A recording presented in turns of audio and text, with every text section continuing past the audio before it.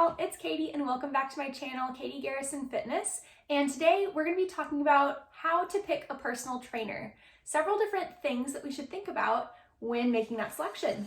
So here we go.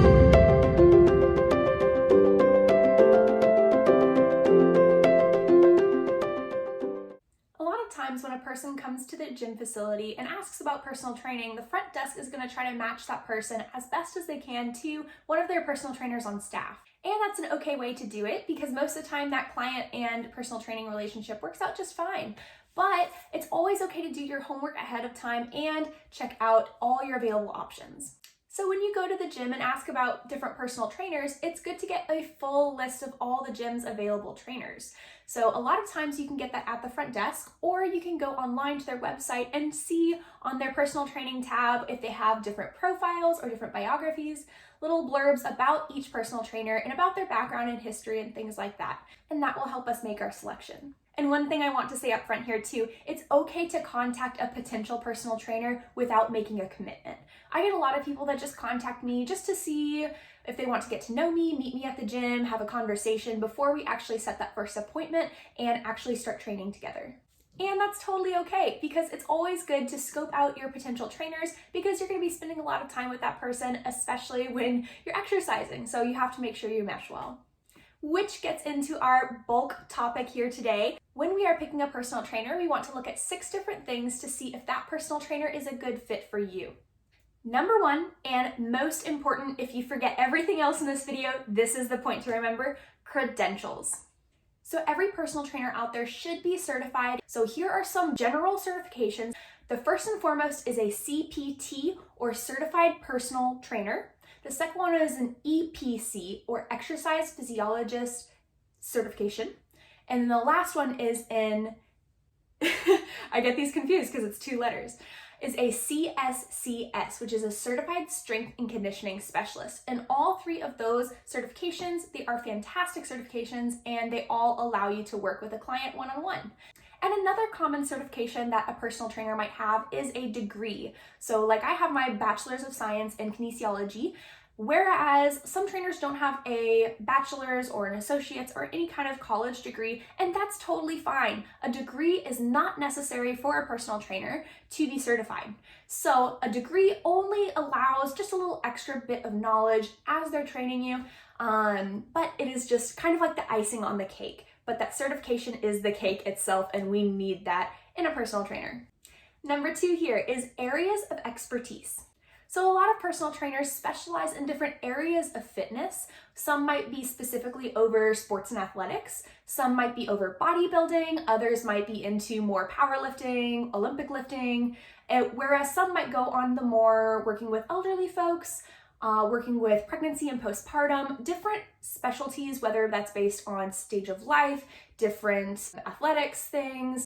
So it's really helpful to align your needs with their expertise. So for example, if you're coming to a personal trainer trying to work on your basketball skills and that personal trainer specializes in postpartum, that's not really going to align well for your training. They're going to have a lot of great general exercise principles, but to really hone in on the sport-specific needs of a basketball player, they might not have that specific knowledge. So it's good to make sure that your needs and the trainer's expertise are aligned. Number 3 here is exercise philosophy. So most personal trainers and exercise professionals out there will have an exercise philosophy, whether it's super formulated or not. That is going to be the framework that they build your programs off of. So understanding their fitness philosophy and what they believe as a trainer is going to be really helpful for you as well in determining whether that trainer is going to be a good fit while they're building your programs and things with that philosophy in mind. I actually have a full-length video on my fitness philosophy, so if you wanted to check that out, go ahead and see it. It should be linked above here somewhere. Number 4 is personality. So surprisingly, this one is actually a really important one because if you and your trainer mesh well with personality types, then it's going to be a really good working relationship. But if they don't really mesh well, or if their style of encouragement or challenge doesn't really mesh well, then that working relationship is not going to be the best.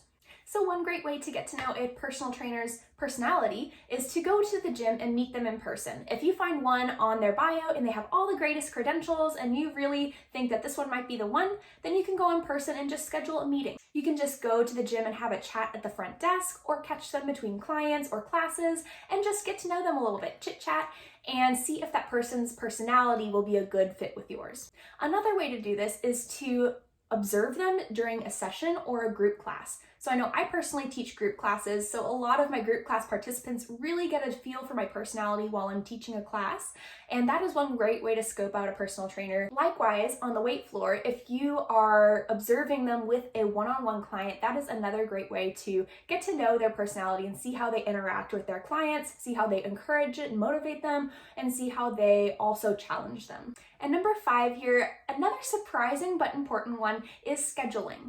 Make sure that you and your trainer are available at the same time. So for a lot of personal trainers, they're available throughout the week. A lot of them also work a 9 to 5 though. Sometimes they're just working part-time when they get off of work. They'll go to the gym in the evenings or just work on the weekends. For me personally, I'm a full-time personal trainer, so I can meet during the day, I can meet during those work hours that a lot of trainers can't meet. But on the other hand, I don't work weekends. So there's a lot of play in the schedule. So finding a personal trainer that would fit into your schedule and into your lifestyle would be great. And now you have a list of these 5 important factors when considering a personal trainer.